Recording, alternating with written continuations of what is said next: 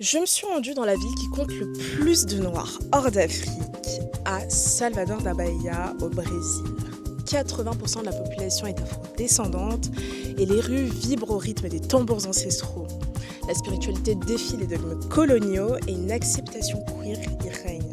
J'ai passé 12 jours à flâner sur les plages de Barra, 12 jours à me balader dans le Pelourinho, à goûter des plats qui me rappellent la maison, 12 jours à regarder les écoles de musique dans la rue et 12 jours à me questionner comment est-ce que Salvador da Bahia est-elle devenue ce rempart vivant de l'Afrique au Brésil.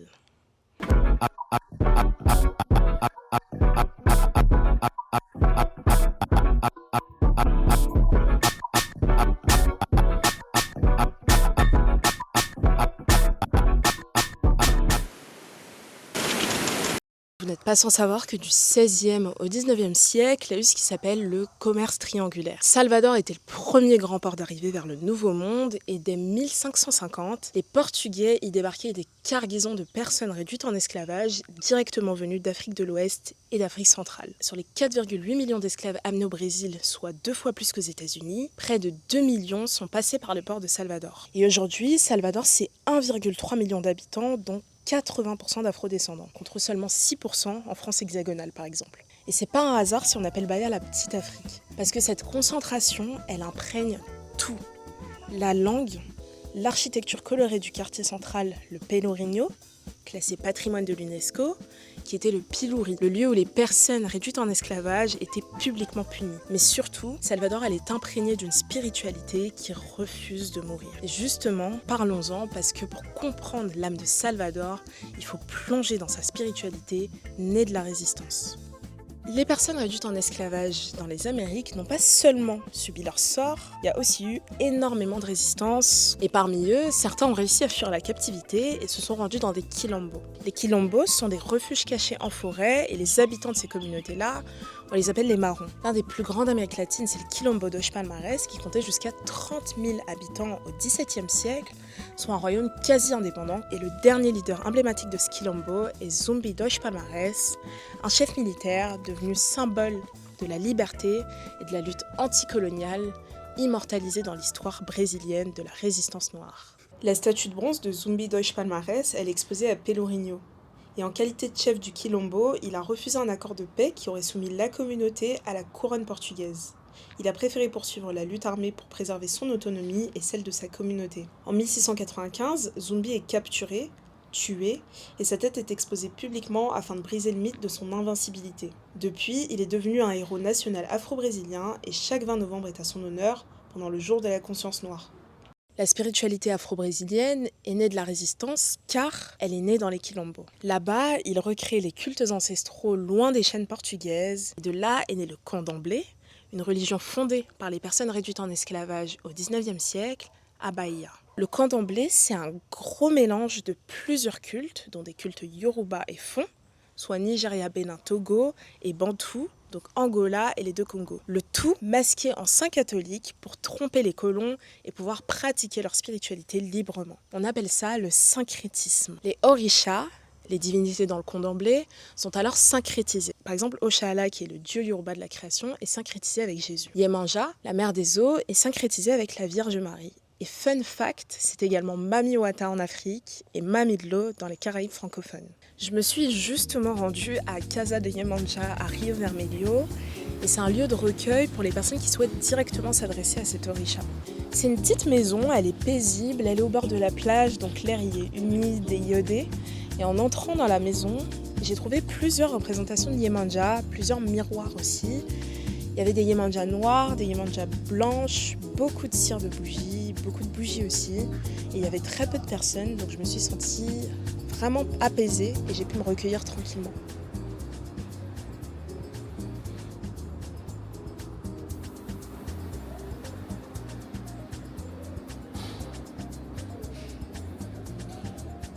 Et chaque 2 février à Rio Vermelho, il y a des millions de fidèles qui déposent des miroirs sur la plage en offrande à Yemanja parce que c'est la fête annuelle de cet orisha.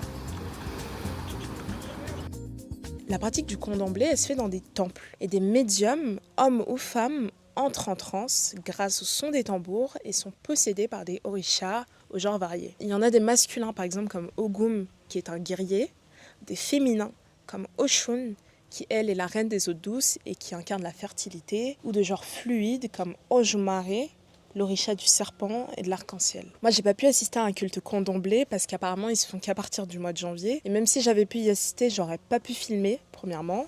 Et j'aurais pas tout compris parce qu'ils parlent uniquement en portugais brésilien. Mais j'ai assisté à une pièce de théâtre au bal folklorique de Bahia qui m'a permis de bien comprendre le principe des orishas, des médiums, de l'importance de la musique et de la danse dans le candomblé. Ça se passe dans une toute petite salle à Pelourinho. Faut prendre ses billets à partir de 14h sur place directement et la représentation est à 19h. Et c'est pas une véritable pièce de théâtre comme on les connaît, mais là disons que tout est transmis à travers la musique et les chants. On arrive à comprendre la présentation des orishas, l'historique musical et dansant de Bahia et toutes ses influences uniquement grâce aux comédiens.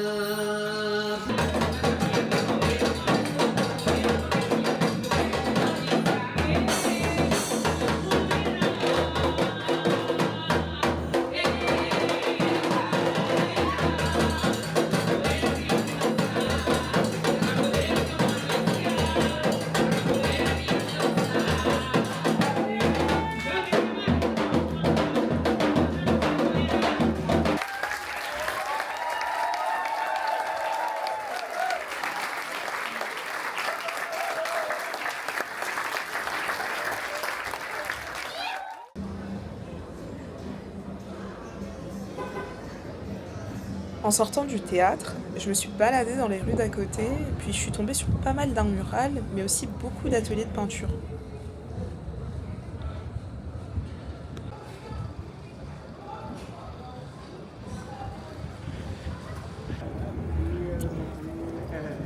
Puis je me suis faite happer par le son des tambours, donc naturellement j'ai suivi la musique.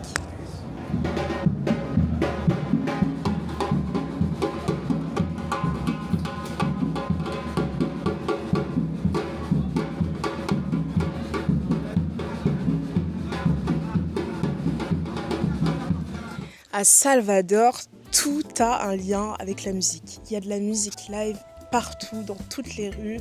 Pour le coup, la musique, c'est vraiment l'ADN de cette ville. Et pour me renseigner à propos de l'importance de la musique à Salvador, je me suis rendue au Museo Afro-Brasileiro do Carnaval. Et le carnaval de Bahia, c'est la plus grande street party au monde. Il y a environ 3 à 4 millions de personnes qui sont présentes chaque année dans les rues au mois de février. Et contrairement au carnaval de Rio qui lui est confiné au Sambodrome, celui de Bahia, lui, il se passe en extérieur. Il y a une vraie unicité dans le carnaval de Bahia et l'énergie, elle y est beaucoup plus communautaire.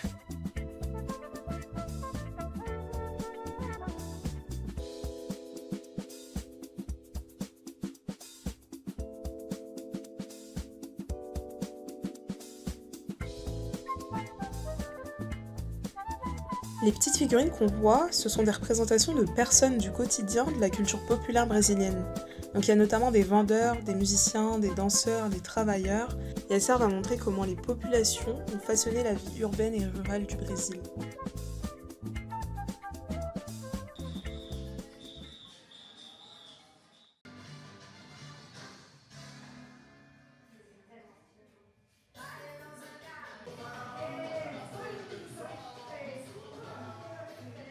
Dans ce musée, il y a aussi énormément de recueils à propos de l'historique du carnaval et notamment des chars d'époque. Comment est-ce qu'ils étaient fabriqués, l'esthétique qu'ils avaient. Moi, j'ai trouvé ça hyper intéressant. Il y a des chars géants, il y a des danseuses en orisha, il y a beaucoup d'écoles de samba, beaucoup d'écoles de tambour comme Olodum par exemple. Et si vous avez déjà l'impression d'avoir vu ce logo, c'est normal. Olodum, c'est un groupe culturel noir de Salvador qui existe depuis 1978. Et c'est eux qui ont accompagné Michael Jackson lors de son clip They Don't Care About Us, tourné à Salvador en 1996.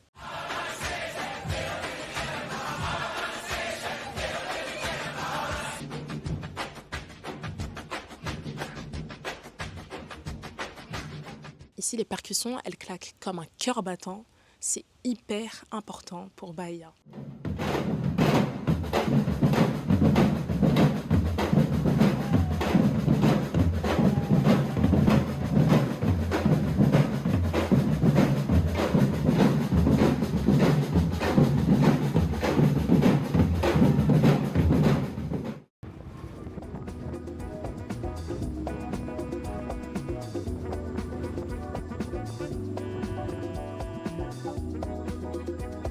Le lendemain, on s'est rendu dans la comunidad de Gamboa pour manger et s'y baigner. Et même si c'est une plage de galets, c'est sûrement l'une des meilleures plages que j'ai faites à Salvador.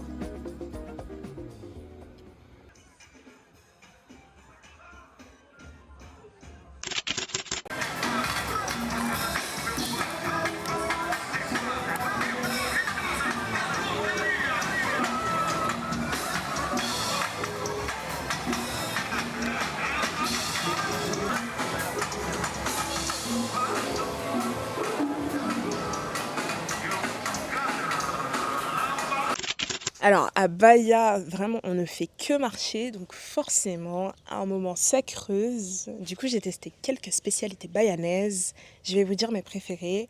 Et surtout c'est fou parce qu'on retrouve vraiment l'influence africaine dedans. Déjà moi mon snack préféré c'est les acarajé. Donc c'est un gros beignet fait à base de haricots qui est frit au dende. Le dende c'est de l'huile de palme. Et c'est farci de vatapa. La vatapa, c'est une sorte de purée crémeuse à base de crevettes séchées, de pain, d'oignons, de lait de coco et d'arachide. Et pour le coup, c'est hyper bon. Ensuite, il y a du caruru, donc c'est à base de gombo et de noix de cajou ou d'arachide. Enfin, au-dessus, il y a une petite salade de cornichons et de tomates. Et le meilleur pour la fin, quelques crevettes. Moi, c'est ce que j'ai adoré manger ici. Vraiment, c'est hyper bon. Et en fait, un guide m'a dit que c'est un plat qui était beaucoup consommé au Nigeria et que ça s'appelle akara. Le plat, en fait, il a juste été importé ici à Salvador et revisité. Sinon, il y a une alternative. Au lieu que la pâte soit frite, elle peut être bouillie et c'est des abara.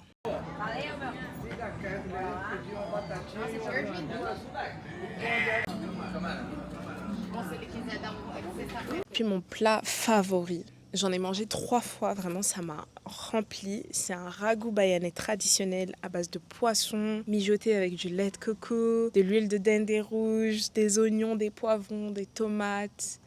C'est hyper bon, c'est servi avec du riz, des haricots et de la farofa. La farofa, c'est une poudre de manioc grillée.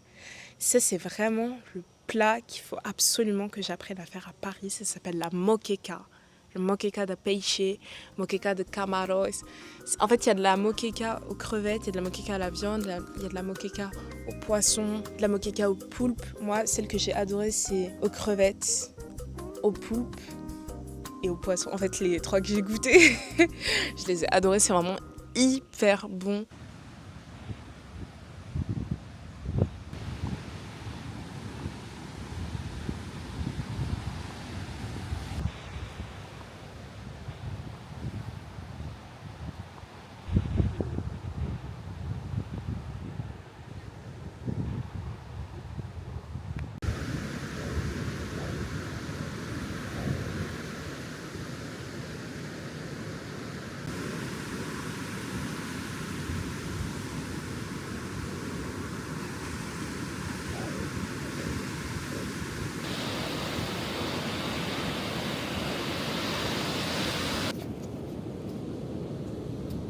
Là, je suis sur la magnifique plage de Flamingo.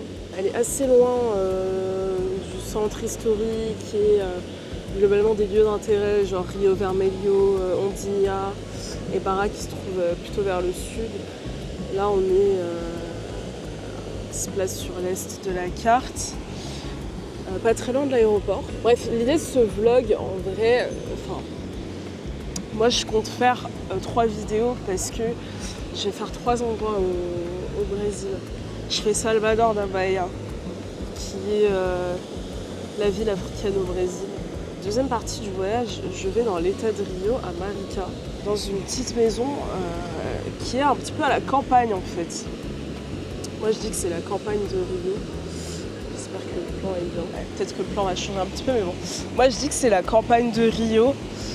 Simplement parce que c'est un petit peu loin de la ville même de Rio de Janeiro et il y a beaucoup de végétation autour. Mais bon, il y a beaucoup de végétation de manière générale au Brésil, mais voilà, c'est pas une très grande ville, Marica. Ça va être beaucoup plus focalisé sur la faune et la flore. J'adore tout ce qui est faune et flore. Si vous avez suivi mes vlogs au Gabon, je reste 5 jours là-bas. Je vais pas rester très longtemps parce qu'après c'est le nouvel an. Et le nouvel an, j'ai absolument envie de le passer dans la ville même de Rio de Janeiro. Donc du 30 au 7, je serai en mode ville de Rio, Copacabana, Ipanema, etc.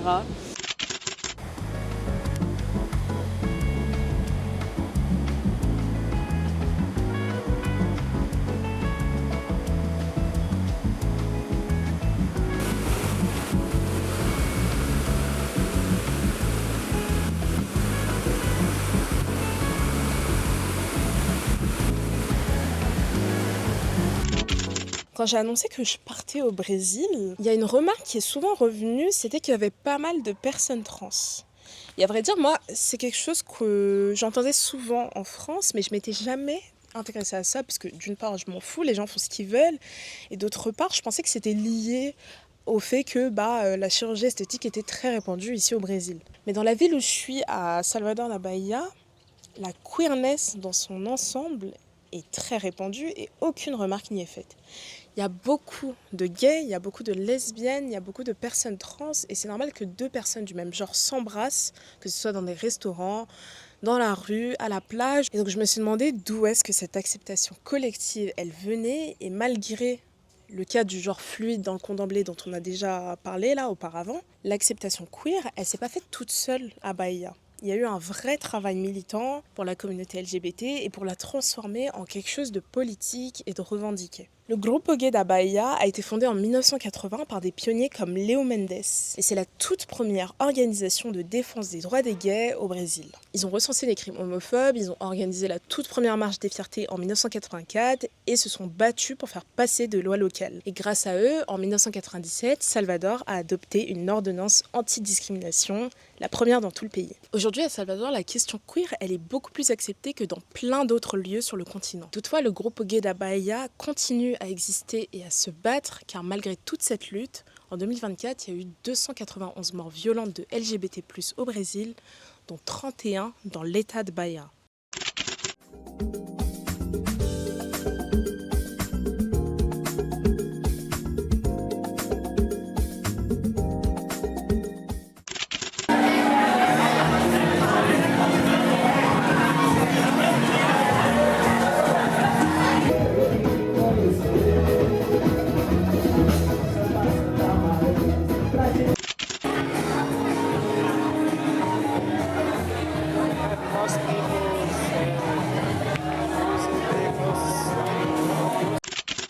Je m'attendais pas à me sentir aussi bien ici. Parce que être hors d'Afrique et pourtant ne jamais être perçu comme une minorité, franchement ça m'a reposé et beaucoup plus que ce que je ne l'imaginais. Mes origines, elles sont pas du tout liées au commerce triangulaire et malgré ça, je me suis sentie comme chez moi ici. Les Bahianais ont une manière très simple d'accueillir. J'ai rencontré beaucoup de gens. J'ai même créé un petit cercle d'amis et je sais déjà que cette partie-là, elle va beaucoup me manquer. Et l'énergie de Bahia, elle est vraiment à part. Elle m'a traversée, elle m'a ralenti, elle m'a recentrée sur ce qui est vraiment important. Et maintenant, je m'envole pour Rio. Je sais que ce sera une autre histoire, que ce sera autre chose, que ce sera une autre dynamique. Mais ce qui est sûr, c'est que Salvador restera avec moi pendant très très très longtemps.